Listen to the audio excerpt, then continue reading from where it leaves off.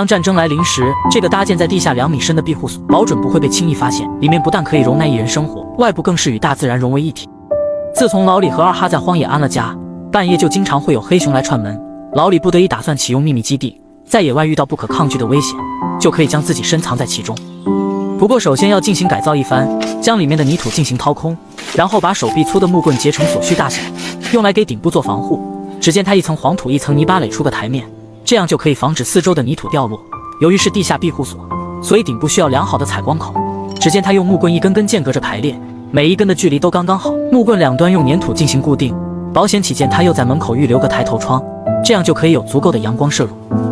接下来用石头把窗口的空隙处进行填充，过程中还要用粘土进行找平，直到整个屋顶看起来光亮丝滑。为此，老李用木料拼接成个门板，用来给顶部做个防护罩。不过光有木板还不行，他继续把门板包裹上一层防水布，这样就不怕刮风下雨泥石流了。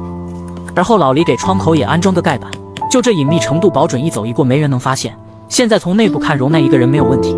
不过想要长久居住，里面要做个置物架，这就需要用加工好合适的木锥子，然后将其固定在预留的角落里，这样不仅能预防渣土掉落，且简单又实用。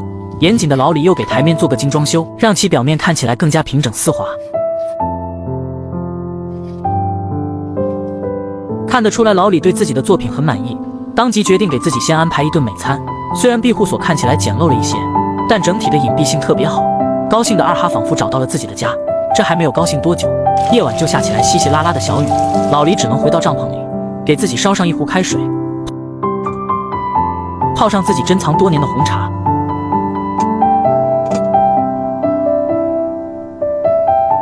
在安静的夜晚享受一个人独处。随着第2天的到来，老李去检查昨天挖的庇护所，整个地面变得泥泞很多，而且过道上的泥土也很潮湿。他先是把门口的泥土清理干净，顺势来到了下面查看一番。好在整个地下室还是比较干燥，并没有受到雨水的影响，这样老李的心情瞬间好了许多。随后他继续将门口进行拓宽，把燃烧以后剩下的土木灰进行过滤，筛选出比较细腻的炭灰。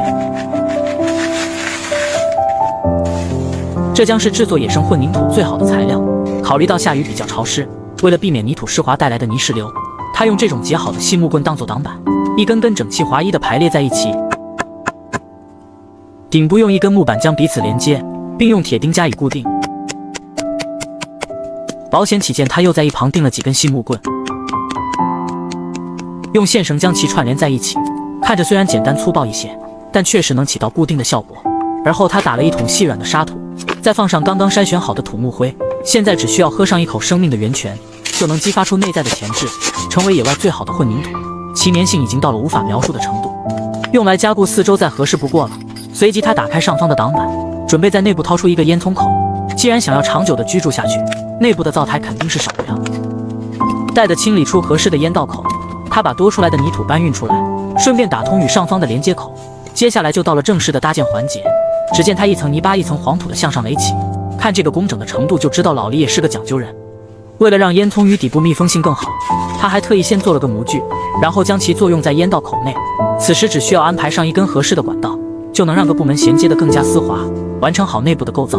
为了使得采光性更好，他将屋顶的挡板重新改造一番，在挡板底部加了2根木腿，上方的空间就有足够的通透感。而大门的位置他特意选用镂空的设计，这个就可以有足够的采光射入。看似随随便便的拼接，但终究老李做出来的庇护所还是很实用。都说野外生存不养闲人，虽然老李不是木匠出身，但这一双巧手拯救所有，无论多糟糕的环境都能很好的适应，并且能合理的利用周边资源。说话的功夫，他又把烟囱加高1米，然后继续用防水布铺满在屋顶，最后将草皮全部覆盖上去。为了能有更好的采光性，他用透明塑料替代玻璃，虽然没有玻璃平整，但好在透光性还不错。大门也是同样如此。现在整个庇护所完全与大自然融为一体。至于原木之间的缝隙，他都会用这种草皮进行填补，这简直就是大自然赐予的保护伞。完成好以后，老样子先点燃干柴烈火给壁炉进行烘干，随着烟囱冒出一缕袅袅炊烟，室内也变得温暖许多。老李当即奖励自己一顿美餐。至此，这个地下庇护所完成，再也不用担心二哈拆家了。